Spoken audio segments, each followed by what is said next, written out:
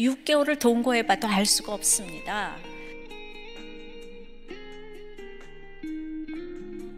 요새 모든 이 결혼은 다 동거해보고 한다. 이게 얼마나 쓰잘데없는 얘기인지 알아야 합니다. 결혼할 때 우리가 속지 말아야 할 것은 재산과 성품과 학력이 아닙니다. 그 사람이 진정 하나님을 믿는 사람인가에 대해 속지 말아야 합니다. 이탈리아 속담에 애정 때문에 결혼하는 사람은 분노 때문에 망한다고 했습니다. 나에게 잘해주는 것에 속아서, 유순한 성품에 속아서 믿음을 뒤로 하면 안 됩니다. 또 교회만 다닌다고 전부가 아닙니다. 내가 평생을 함께 할 사람이 하나님 앞에 죄인이라는 것을 확실히 고백하는가 안 하는가를 봐야 합니다. 이 젊은 청년들이 자기가 죄인이라는 것을 아는 사람과 결혼하면 그것은 로또 맞은 것입니다. 그냥 교회 다니는 사람하고는 비교가 안 되는 로또입니다. 로또. 이거를 우리는 계속 퀘스천마크를 가지고 분간을 해야 합니다. 3일을 보내고 여러 성읍에 이르렀습니다. 인생의 여러 성읍, 장가를 가보고 시집을 가보고 회사를 가보니까 이부서 저부서 겪어보니까 속은 것을 알게 되었습니다. 굳은 일, 슬픈 일을 겪으면서 하나님께 드리는 고백이 확실하지 않은 사람은 돈도 속이고 학력도 속이고 재산도 속이고 다 속일 수밖에 없다는 사실을 여러분들은 알게 됩니다. 믿음 없는 사람이 속이는 것을 이상한 일로 여기시면 안 돼요.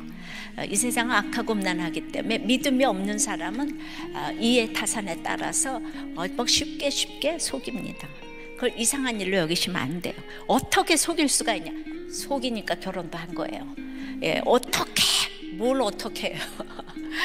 그래서 속이지 않으면 결혼도 안 되는 거잖아요, 그죠? 당연합니다. 이왕이면 여러 성읍에 이르러 보기 전에 알 수 있다면 좋겠죠. 그러나 내가 그 여러 장가 시집 여러 성읍에 이르러 보지 않고 알 수 있는 방법이 이 땅에 있습니까? 내가 겪어보지 않고 어떻게 압니까? 이 땅에는요 그렇게 겪어보지 않고 알 수 있는 방법은 없어요. 절대로 없어요. 그러면 어떻게 알 수 있냐? 오직 하나님께 묻는 것밖에 없습니다. 예수님을 믿는 우리에게 중요한 것은 믿음이기 때문에 알아볼 것은 믿음밖에 없습니다. 근데 우리가 이제 12년 된 우리들 교회가 큐티를 하면서 계속 물었잖아요. 묻고 오니까 진짜 12년 동안에 속았다는 얘기를 참 들어보기가 어렵습니다. 진짜 속았다는 얘기가 별로 없어요. 하나님께 물었기 때문입니다. 하나님께 묻는 것이 얼마나 중요한지 하나님은 우리들 교회를 통해서 증거하고 계세요. 아무리 많은 것을 갖춘 사람이라고 해도 믿음이 없으면 아무것도 아니라고 그래서 말할 수 있어야 합니다. 적용해 보세요. 무엇에 속았어요? 입시에 속았어요? 결혼에 속았어요? 직장에 속았습니까?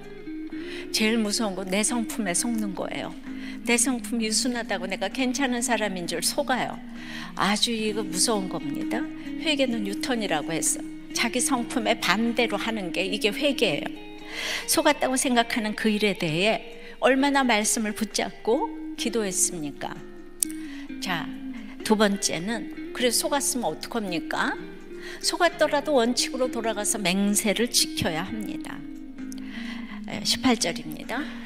그러나 회중 족장들이 이스라엘의 하나님 여호와로 그들에게 맹세했기 때문에 이스라엘 자손이 그들을 치지 못한지라. 그러므로 회중이 다 족장들을 원망하니 모든 족장이 온 회중에게 이르되 우리가 이스라엘의 하나님 여호와로 그들에게 맹세하였은즉 이제 그들을 건드리지 못하리라. 우리가 그들에게 맹세한 맹약으로 말미암아 진노가 우리에게 임할까 하노니 이렇게 행하여 그들을 살리리라 하고 회중 족장들이 기본하고 맹세를 했어요. 그러니까 항상 지도자가 중요하죠. 근데 지도자가 백성들을 잘못 인도했습니다. 그걸 알고 나니까 백성들이 원망을 하기 시작합니다. 백성들, 성도들의 전공은 원망이에요. 원망. 자식들의 지도자, 족장은 부모라고 할 수 있습니다. 저도 부모님의 주선으로 선을 보고 결혼했기 때문에 힘들 때마다 부모님을 원망했습니다. 제 잘못은 하나도 없는 줄 알았어요. 하라고 하는 결혼을 했기 때문에. 돌아가신 아버지는 시집살이 때문에 힘들다고 하면 밥만 먹여줘도 감사하라고, 내일에 서울대학 나와서 교만 해서 그렇다고 이 얘기밖에 안 하세요. 당시 아버님은 장로님이라도 이 말씀으로 좀 거듭나시기 전이었고 유교적 가르침만 주셨기 때문에 위로가 되지는 않았어요. 어쨌든 그래도 맹세를 지키라, 이게 이제 원칙이잖아요. 지도자의 책임이 큽니다. 문제는 없다고 했어요. 문제 부모만 있습니다. 잘못된 배우자를 고르는 것도 부모님의 결론입니다. 부모가 분별력이 없이 키웠기 때문이고 부모가 삶으로 보여준 것이 없기 때문에 자녀가 그런 배우자를 골랐습니다. 그런데 대부분의 부모가 회개를 안 합니다. 야, 다 그만둬. 그 집에 그렇게 가난한 줄 몰랐지?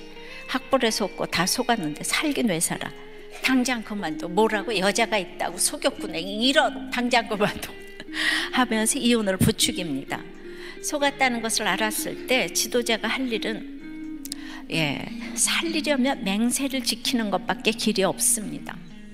어떻게 맹세를 지키게 하나요?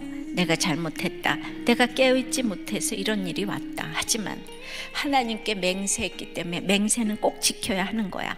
돈을 못 벌어도 결혼 약속은 무조건 지켜야 하는 거야. 이렇게 나와야 합니다. 하나님의 이름으로 맹세를 해놓고 내 유익 때문에 그것을 어기면 안 됩니다. 나에게 아무리 손해가 오더라도 무조건 지켜야 합니다. 속았다는 걸 알고서도 정신 못 차리고 뒷수습을 못하면 진노가 우리에게 임한다고 했습니다. 속임을 당한 나의 욕심에 대해 세상 방법으로 쫓아내고 갈라서고 하면 더 큰 진노가 임한다는 것입니다. 이제부터라도 하나님이 책임져 주시라고 믿고 하나님만 의지하면 됩니다. 속은 것이 분하고 힘들어도 그들을 쫓아내지 않고 그들을 살리리라는 의지의 결정을 해야 합니다. 그들을 살려야 나도 살고 우리도 살고 다 그들도 삽니다. 그런데 아무도 맹세를 지키려고 하는 사람이 없는 게 문제죠, 그죠? 그러니까 말씀을 깨달은 내가 제일 먼저 맹세를 지키고자 하는 것이 주님의 뜻이고 살리는 길이에요. 맹세를 지키는 사람이 그 집의 지도자예요. 정말 자식이건 뭐 누구건 먼저 맹세를 지키고자 하는 사람이 참으로 있다면 그 집은 수지 맞은 집안입니다. 아무리 잘못된 결혼을 했어도 중한 실수를 했어도 외도를 하고 자식이 집을 나가도 그들을 탓하시면 안 돼요. 원망은 핑계에 불과합니다. 원망은 자신 없는 사람이 하는 것입니다. 원망만 하고 있으면 다 같이 죽습니다. 어떤 문제를 당해도 맹세를 지키면 됩니다. 아무리 잘못된 배우자, 자녀, 부모라도 버릴 수는 없는 것입니다. 그것은 우리가 지켜야 할 맹세의 관계이기 때문입니다.